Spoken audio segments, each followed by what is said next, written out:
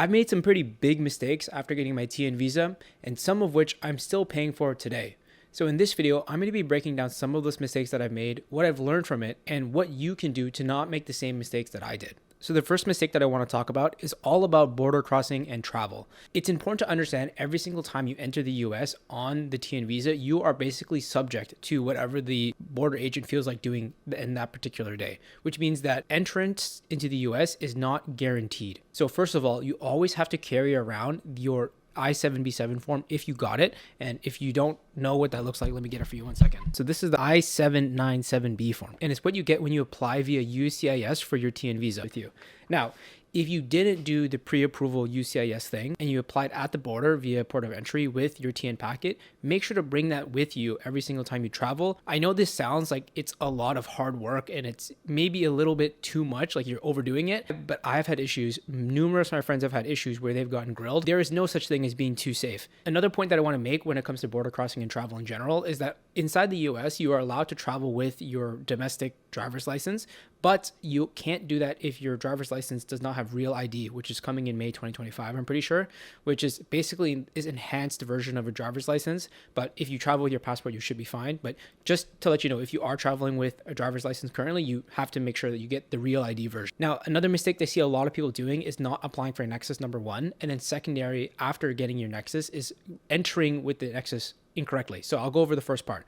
Nexus is a very important tool to have for people who cross the border very often. Number one, it gives you TSA pre-check, which is, you won't understand it until you don't have to take your shoes off at the airport, but it's a completely different playing field with TSA pre-check. Secondary with Nexus, you can basically skip the US immigration custom line at pre-clearance in Toronto or in Vancouver or wherever there is pre-clearance. And then when you're in the US, you can skip that line as well to go through Nexus. So it speeds up your time a lot in the airport. And to apply for Nexus is about a year wait. So you are better off applying like right now, like pause the video, go apply. Now, the second issue that I see with Nexus and when people have it is that they think that once they have Nexus, they can just enter the US with their Nexus card, which is not entirely true. If you have the Nexus card, you can use the Nexus line, but you cannot use the kiosk. The reason is that kiosk will automatically put you under the visitor's visa rather than the visa you're supposed to enter on, which is the TN or in some cases the H-1B or the green card or whatever. Why this is a big issue is that once you have the I-94 stamped with the visitor's visa, it's really annoying to go back and change it. You have to call them or re-enter or whatever. So it's not worth the hassle, and it could lead to many immigration issues if you're currently applying for a green card or trying to get H-1B. All these different things rely on the I-94 being up to date. So you want to make sure that you do this properly.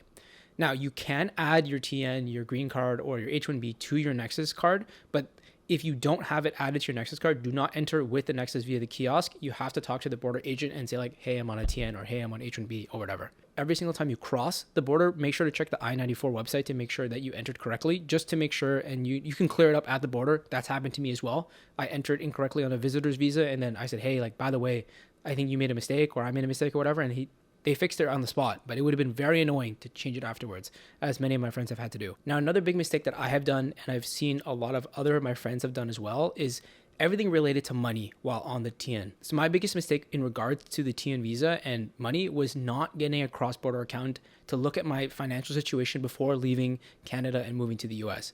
Had I done this, I would have moved all of my assets with me to the US rather than keeping them in Canada. And this would have saved me a ton of money in taxes. It would have saved me a ton of headache for having to file the FBAR and other complicated forms every single year. And it would have simplified my life to a point where, like, if I could go back in time and tell myself to do one thing, aside from buying Bitcoin, would to talk to an accountant, figure out how to do this properly, and maximize the simplicity for investing for the long term while in the US. So the net of that is, if you're in your first year in the US and you're Canadian, please go talk to a cross-border accountant. It will cost you maybe a couple $100 for a consultation, but it will be well worth the money. Please do not cheap out on this. That's a mistake that I've personally made. But another mistake that I see a lot of my friends who are in the US have made is not completely understanding the US financial system and not taking advantage of it. So the mistakes that I commonly see is, number one, not investing enough, and number two, not understanding the types of accounts in the US and not maximizing the amount of money that you can invest. In the US, there's the 401k, which is tax-deferred account, which you can invest into through your employer. So a lot of employers, especially in big tech, will give you an employer match. So say, for example, they give you 4% of your salary or 8% of your salary up to a certain limit. So the 401k allows you to invest pre-tax dollars, which means you can save a ton on taxes, and if you're working in the US in tech, you probably are already making a lot of money. And on top of that, with the employer match, you're basically getting free money with the employer match. So it literally makes no sense to not get that. With your money in the 401k, you can grow tax free over time. And eventually when you pull it out at 59.5, you have to pay tax at that marginal rate when you're pulling it out. Now, there are ways to get their money out of the 401k earlier in life. One of those strategies is called the Roth ladder, but I think that is a little bit out of the scope of this video. And how the 401k pertains to Canadians is that you can actually transfer your 401k back to your RRSP when you come back to Canada, or you can do the Roth conversion ladder, which I just mentioned. But there are a couple different ways that you can go about this. But either way, if you're getting an employer match, you are saving on taxes and you're getting free money. So it makes zero sense to not fully utilize this perk. In addition, there's also the Roth IRA, which is very similar to the TFSA in Canada. It has a $7,000 limit, I'm pretty sure, this year. Now, there is an income limit that you have if you're contributing to the Roth IRA. If you make over a certain amount of money, you can't do it the normal way. You have to do what's called the backdoor Roth IRA. There's a bunch of videos on how to do this specifically, so I will let them talk about it. The Roth IRA is another great vehicle where you can invest your after-tax dollars, and it also has the option of returning back to Canada and keeping that tax-free status via a one-time election. In the US, there's also the HSA, which is the health savings account, where you can invest pre-tax dollars. It grows tax-free, and then when you pull it out for medical-related purchases, it's tax-free. And then if you're over 65.5, you can pull it out tax-free. So overall, it's a very great tool for Americans. I don't know if it's the best tool for Canadians, to be honest. I have to do a little bit more research into this, but to my understanding, the legality and the tax stuff from bringing it back to Canada is a little bit more of a gray area. So I have to do a little bit more research on the HSA in particular before I know what I'm going to be doing with it, and therefore to tell you what I'm going to be doing with it. And finally, we have the brokerage account, which is just a plain old taxable account. Now, the brokerage account in the US is actually very, very good for Canadians, which is a bit odd. So the way that it works is that obviously you're investing after-tax dollars, and this money does not grow tax-free. So if you do make a selling action in your brokerage account, you have to pay taxes on that, either long-term or short-term capital gains tax. But what's great for Canadians specifically about the US brokerage accounts is that if you're on a TN or on an H-1B visa, or under certain circumstances for being a green card holder, you can actually bring your whole entire brokerage account back to Canada, and you would be able to adjust your cost basis for free.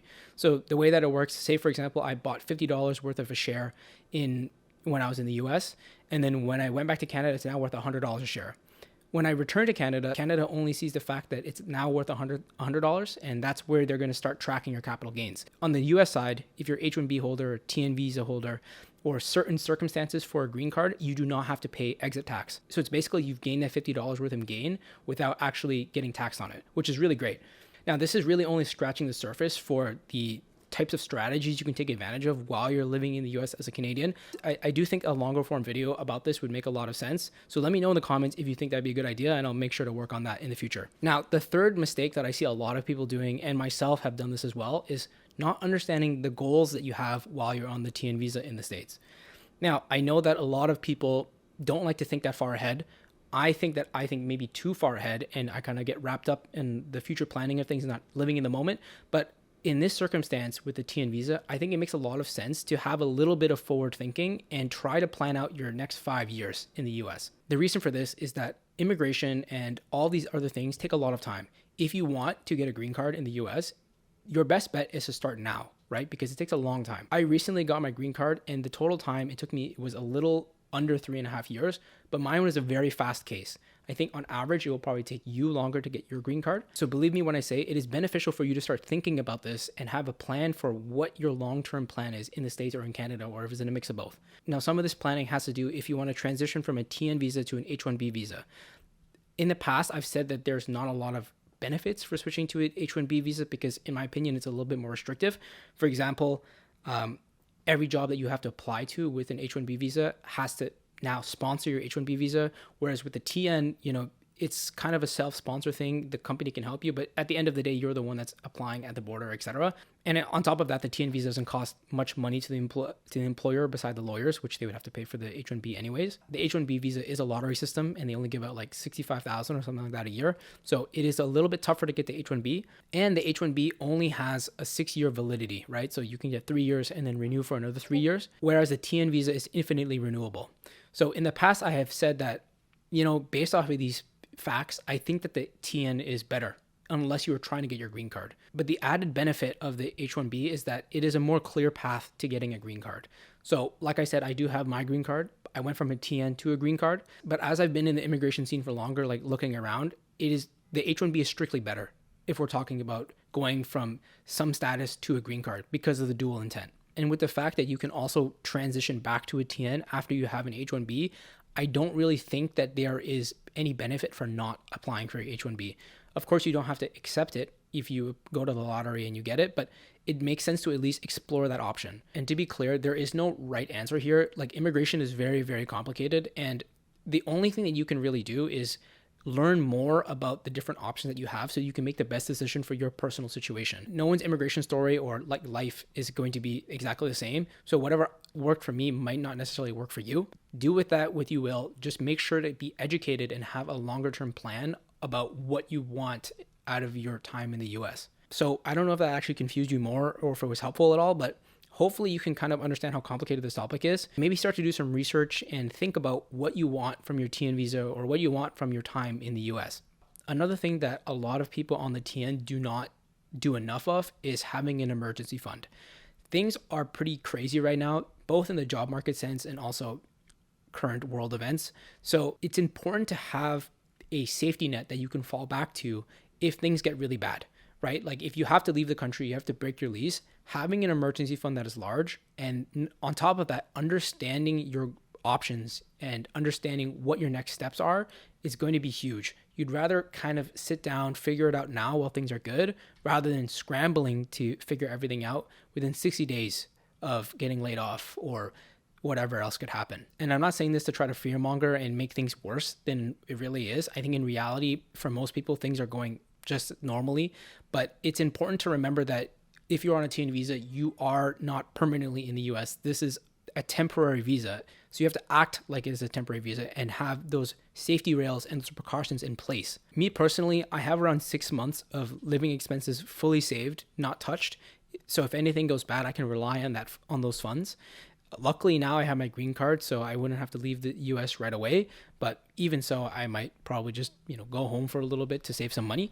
But now I can sleep a lot easier knowing that at least I have this safety net that I can fall back on. So those are the main mistakes that I wanted to talk about. This video was more so a rant. I honestly didn't have a script, just a bunch of bullet points.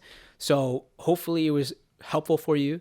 If you liked the video, please consider liking, subscribing, leave a comment on other tips or questions that you have. I'll make sure to answer it. And if you have any video ideas, leave them down below. I will make sure to do it. Now, if you want to see another video on why I think the green card is actually not worth it, you can watch this video right here.